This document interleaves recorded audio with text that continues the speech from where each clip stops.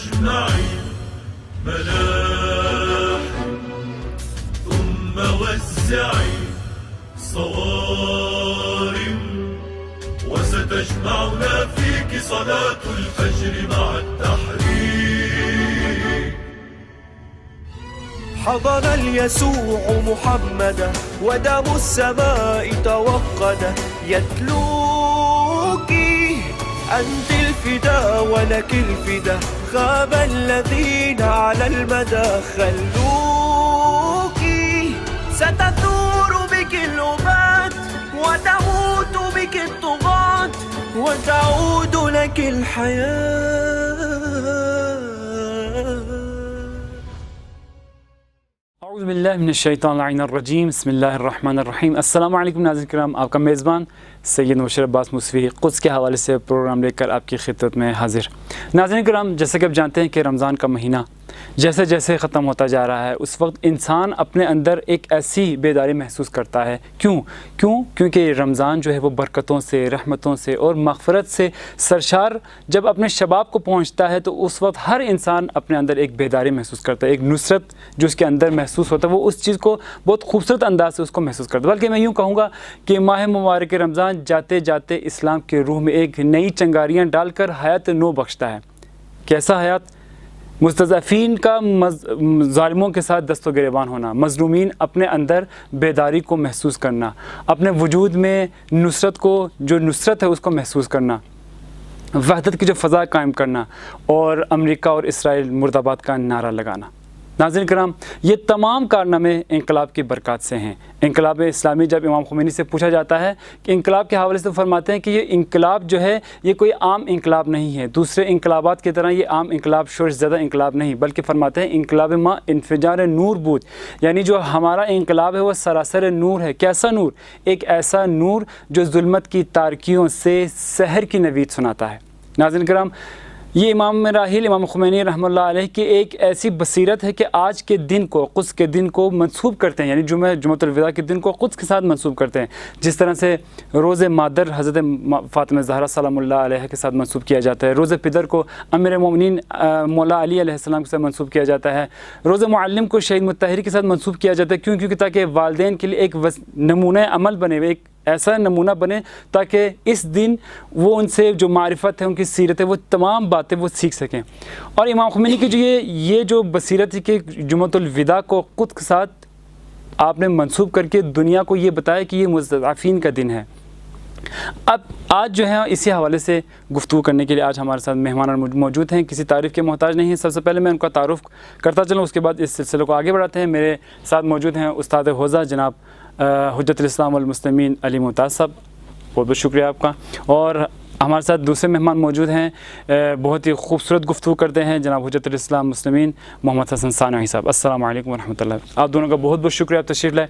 آج کیونکہ کچھ کے حوالے سے ہم پروگرام لے کر آپ کی خدمت میں حاضر ہوئے، تو سب سے پہلے مولانا صاحب سے سوال یہ ہے کہ اسرائیل جو ہے وہ اپنے آپ کو گریٹر اسرائیل ثابت کرنا کیوں چاہتا ہے؟ اس حوالے سے ہمارے ناظرین کو بیان کیا. السلام علیکم ورحمۃ اللہ وبرکاتہ. محترم ناظرین، آج یوم القدس جمعۃ الوداع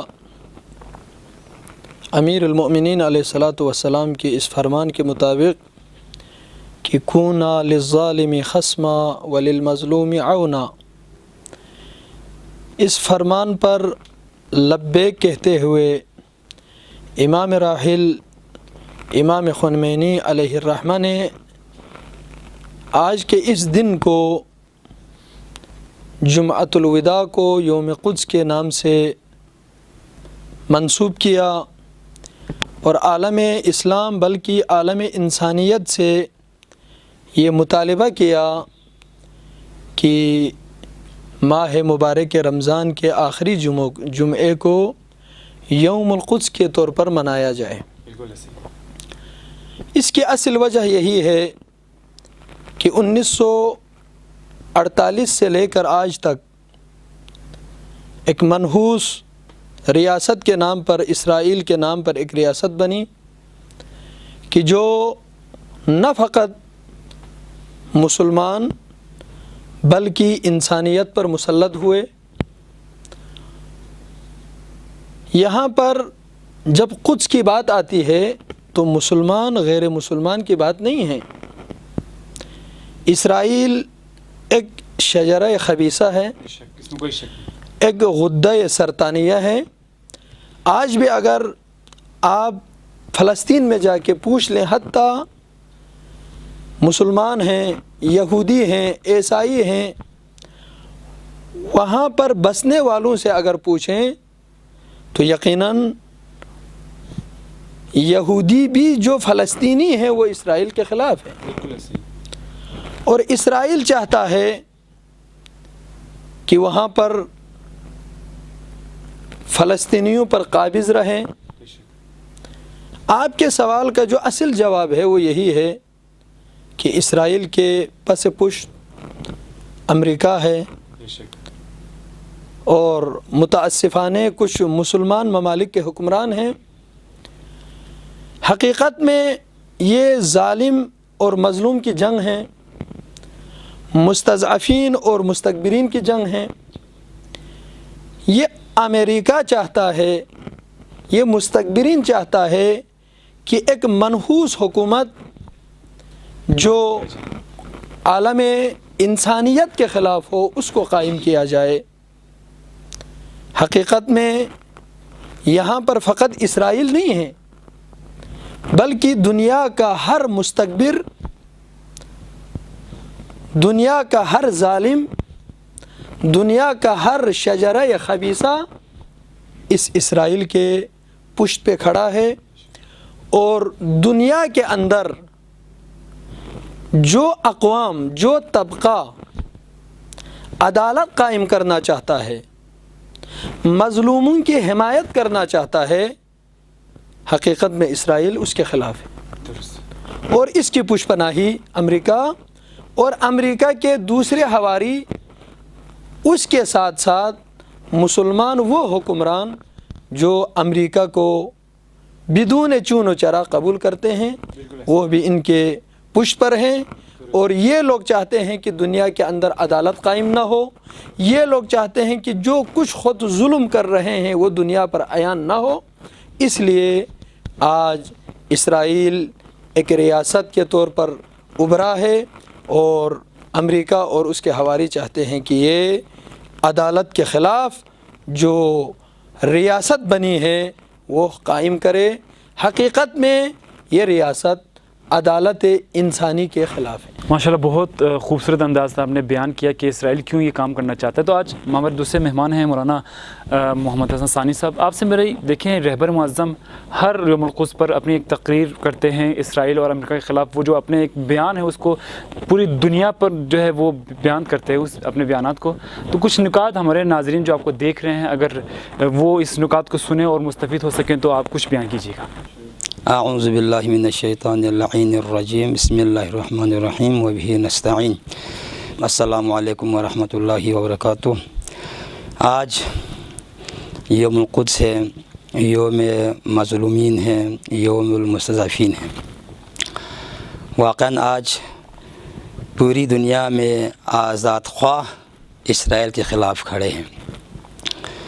جس طرح امام راحل رحمۃ اللہ علیہ نے 40 سال پہلے یوم القدس کو فلسطین کے ساتھ اور قدس کے ساتھ منسوب کیا, اور اس وقت سے لے کر آج تک پوری دنیا میں اسرائیل کے خلاف نعرے بازی کرتے ہیں, مظلوم کی حمایت میں اور مستضعفین کی حمایت میں. اور سوال کا جواب یہ ہے کہ جو آپ نے سوال کیا کہ رہبر معظم انقلاب فلسطین کی حمایت میں, فلسطین کے بارے میں ان کا نظریہ ہے, اور آج خصوصاً آج کی جو تقریر ہے ان کے سے چند نکات بیان کریں. رہبر معظم بھی اول سے جب رہبری پر منصوب ہوئے تھے, جس طرح امام خمینی کا ایک جانشین ہے, امام خمینی کا ایک فرزند معنوی ہے, اور پوری دنیا کے مسلمانوں کا رہبر بھی ہے. اس لحاظ سے ہمیشہ اسرائیل کے خلاف بیان دیتے رہے ہیں, اور فلسطین کی حمایت میں, قدس کی حمایت میں. خصوصاً آج کی جو تقریر انہوں نے ایک چند نکات میں بیان کروں گا کہ ان میں سے ایک یہ ہے کہ اسرائیل اسلام انسانیت کے خلاف ہے. آج انہوں نے جو نکتہ بیان کیا، نکات بیان کیے کہ صرف مسلمانوں کا نہیں ہے، مسلمان ان کے خلاف نہیں ہے بلکہ پورا انسان ان کے خلاف ہے. تو انہوں نے مثال دیا جس طرح آج کل جو کورونا کے خلاف پورے انسانیت مقابلہ کر رہے ہیں، پوری دنیا میں جو پھیلا ہے جو کورونا، اور ہر جگہ پر ہر انسان اس کورونا کے خلاف مقابلہ کر رہے ہیں، تو آج پورے انسان اسرائیل کے خلاف مقابلہ کرنا چاہیے. اور انہوں نے یہ بھی بیان کیا کہ انشاءاللہ یقیناً یہ خدا کا وعدہ ہے، ہم عنقریب اگر پوری دنیا کے جو مسلمان ہیں، انسان اگر متفق ہو جائے اور اسرائیل کے خلاف اگر کھڑے ہو جائے، ہم عنقریب بیت المقدس میں ہم نماز پڑھیں گے اور آزاد ہو جائیں گے، اور یہ خدا کا وعدہ ہے. اور انہوں نے یہ بھی فرمایا، تکرار کیا کہ 25 سال کے بعد ان کا وجود، اسرائیل کا وجود دنیا میں نہیں رہے گا.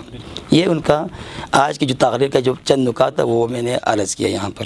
ماشاء اللہ بہت خوبصورت انداز سے بیان کیا کہ رہبر معظم کے جو بیانات تھے، جو نکات تھے، پہنچائے آپ تک. تو میرا مولانا صاحب آپ سے سوال ہے کہ آج جب دنیا میں دیکھتے ہیں کہ مسلمانوں کی جو آبادی ہے بہت زیادہ ہے، اسلامی ممالک آپ دیکھتے ہیں آپس میں متحد نہیں، کہ کیا بدبختی ہے کہ مسلمان آپس میں متحد نہیں ہو رہے، جبکہ اسرائیل کو آپ دیکھتے ہیں، اسرائیل، امریکہ، روس اور دوسرے جو ممالک وہ آپس میں ہیں، جو ہم کہتے ہیں باطل ہے ہمارے، وہ متحد ہو رہے ہیں، لیکن جو ہم کہتے ہیں ہم حق پر ہیں، مسلمان سب کے سب رسول خدا کو مانتے ہیں، خدا اور رسول ایک، لیکن اتحاد نہیں ہے. وجہ کیا ہے اس کی؟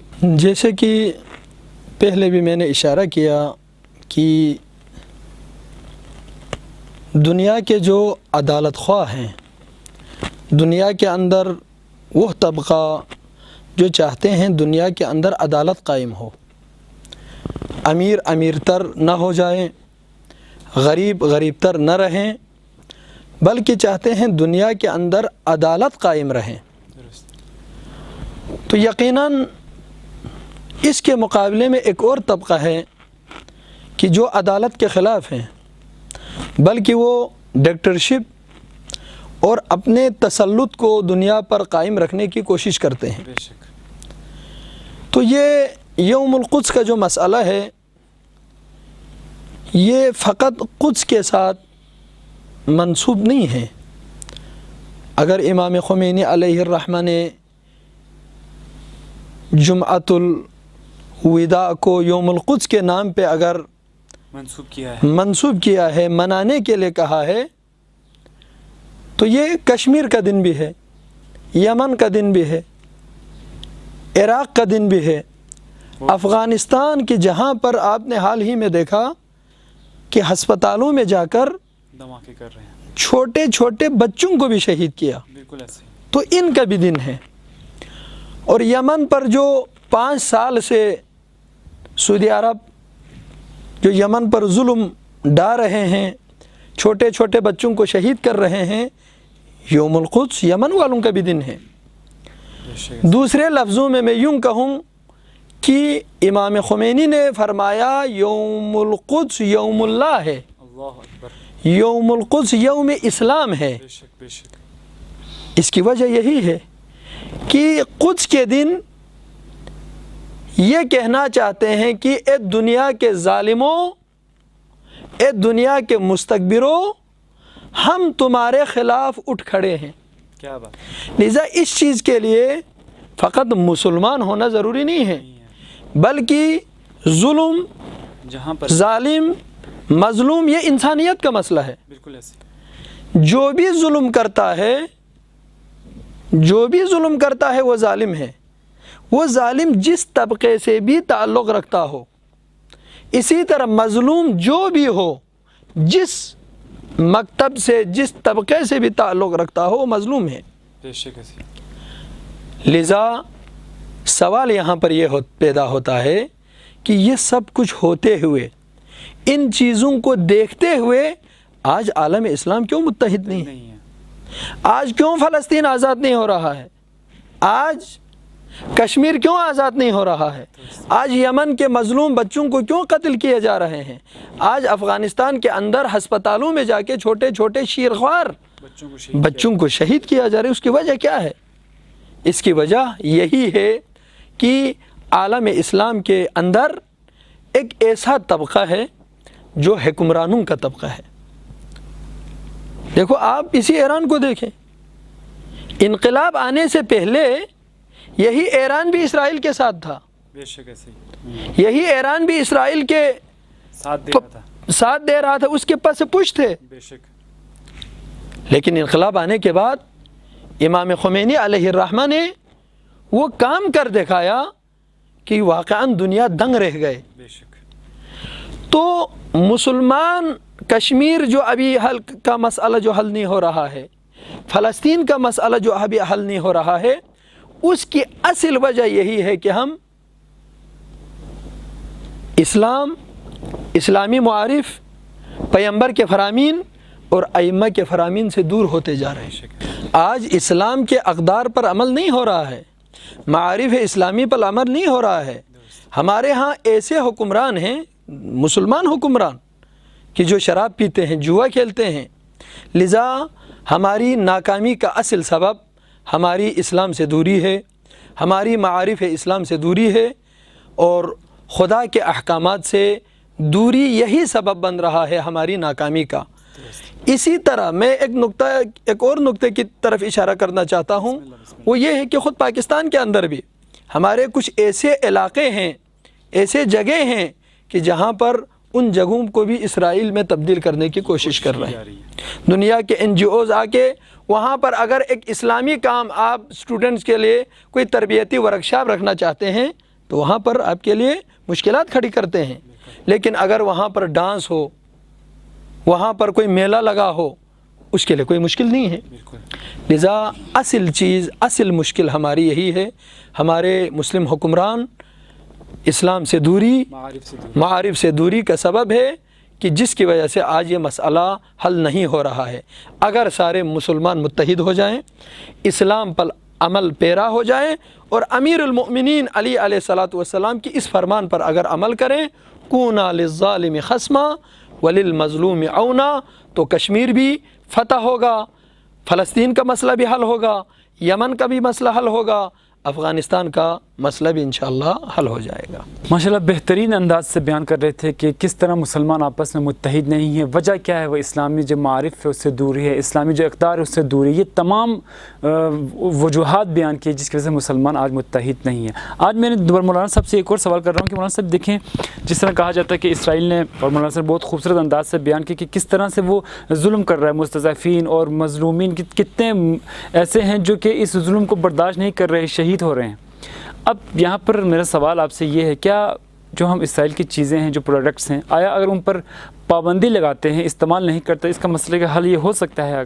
اس سوال کا جواب میں یوں دیتا ہوں کہ اگرچہ اسرائیل ابھی اس وقت اسرائیل سے پوری دنیا میں چیزیں وہ بک رہی ہے اور وہاں پر ایشو ہو رہی ہیں، اور اسرائیل سے فلسطین کو آزاد کرانے کے لیے بہت سے حربے ہیں، اور ہم اس کو استعمال کرنے کی ضرورت ہے۔ ان میں سے ایک یہ ہے، اگرچہ اس وقت اسرائیل انسانی بل بوتے پر زندہ نہیں ہے، بلکہ سائنس اور ٹیکنالوجی کے بل بوتے پر وہ زندہ ہیں۔